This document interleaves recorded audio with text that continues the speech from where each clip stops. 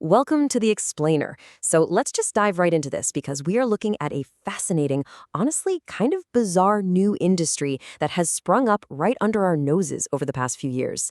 It's an entire industry specifically designed and marketed to be the ultimate cure for our screen addiction. I'm talking about a whole new wave of gadgets and subscriptions that don't want to connect you to the digital world, but actually actively lock you out of it. It's this massive shift in consumer behavior, and the psychological absurdity of the whole thing is just wild. So today, we're going to explore exactly why people are suddenly opening their wallets just to log off. Think back like 10 years ago. Tech companies sold us this incredible dream, right? We gladly paid a premium to remove friction from our lives. We wanted seamless, instant, on-demand, absolutely everything. But now, we are literally paying those same tech companies to put the inconvenience back in. We are out here buying tools that actively stop us from swiping, scrolling, and tapping. Which brings us to Section 1, the price of inconvenience. To really get why people are buying these tools, we have to look at the massive surge in dumb gadgets hitting the market. Just look at this number, $59. That is the cost of a device called the brick, and it is essentially a piece of plastic. It's a little puck. You pay $59 for this plastic thing just so you can tap your smartphone against it, and it temporarily locks you out of your most distracting apps. And the real kicker, if you want to get back into your phone, you have to physically get up, find wherever you hid that puck, and tap it again. You are literally pulling out your credit card to buy a physical roadblock for yourself. It is wild. So what are we actually buying for our $59? It's this concept called anti-tech friction. It's the intentional reintroduction of inconvenience to distance ourselves from technology. In a world that became overwhelmingly smooth and completely seamless, we're suddenly realizing that, hey, we actually really need boundaries. We are paying for the artificial reintroduction of distance. Let's look at Section 2, Why Seamless Tech Failed. To understand the cure, we kind of have to look at the disease, right? Why did this always-on, on-demand utopia backfire so spectacularly? Well, historian and author Kristen Rosen has studied exactly what we lose when we live our entire lives through screens. It turns out living in a completely frictionless world didn't actually make us happier. Instead, it brought all these hidden costs. It cultivated this deep underlying impatience in us. It actively eroded our ability to engage in long-term thinking and planning. But most importantly, being always on and always available absolutely warred against our natural human desire for private space, for downtime, and just open, unstructured time. So we became less happy and, ironically enough, less productive.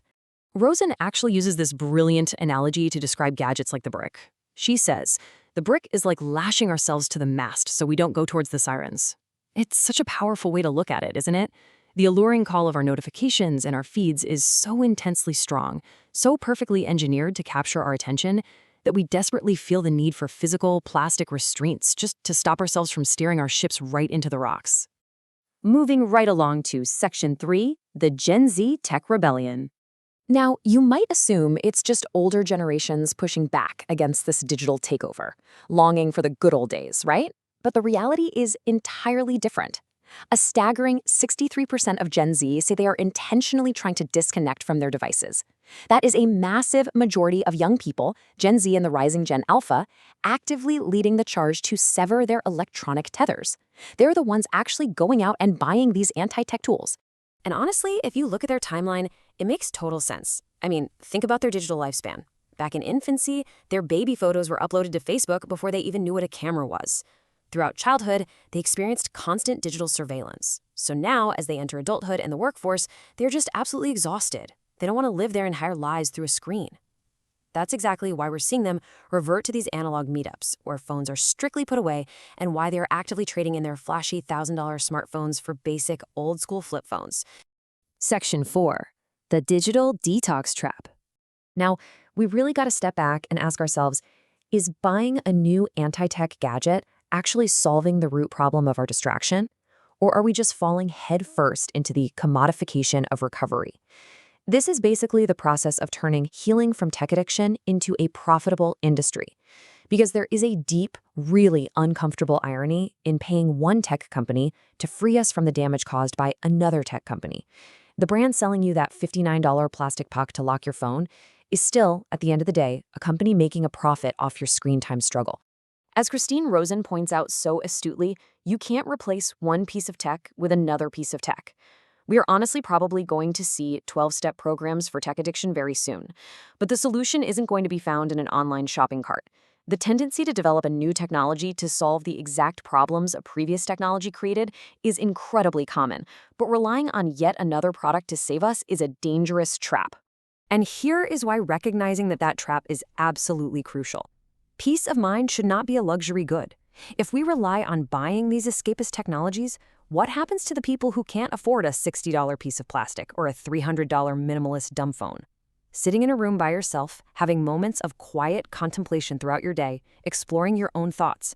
These shouldn't require paying a fortune or booking some fancy unplugged spa retreat. These are fundamental human needs. Which leads us to Section 5, taking back your mind. So how do we actually build true, lasting impulse control without just downloading another app or buying another piece of plastic? How do we do the hard work ourselves?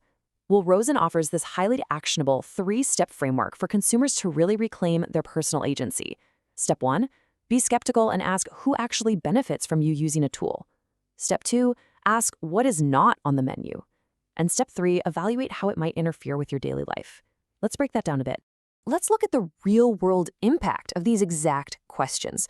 First, who benefits? We're always told the app benefits us, the users, but often it's actually a corporation or a government surveilling your data that truly profits. Second, what's restricted?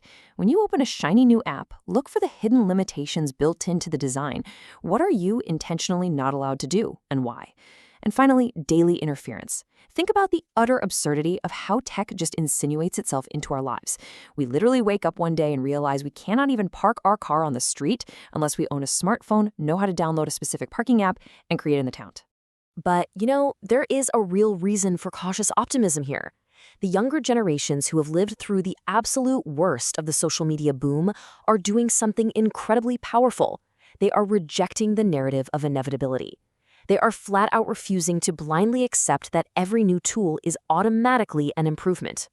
And they're already applying this exact same skeptical, questioning attitude to the rise of artificial intelligence, demanding that tech works better for them as human beings rather than the other way around. Which leaves us with this stark question to wrap up our explainer today. Are you relying on an app or a piece of plastic for your impulse control? It's a challenging thought for sure. Gadgets might offer some temporary friction, but true recovery from our always-on world requires the hard, internal work of recognizing our habits and intentionally carving out our own peace of mind. Thank you so much for joining me to explore this fascinating shift in our digital culture, and I really hope it leaves you questioning your own screens just a little bit more today.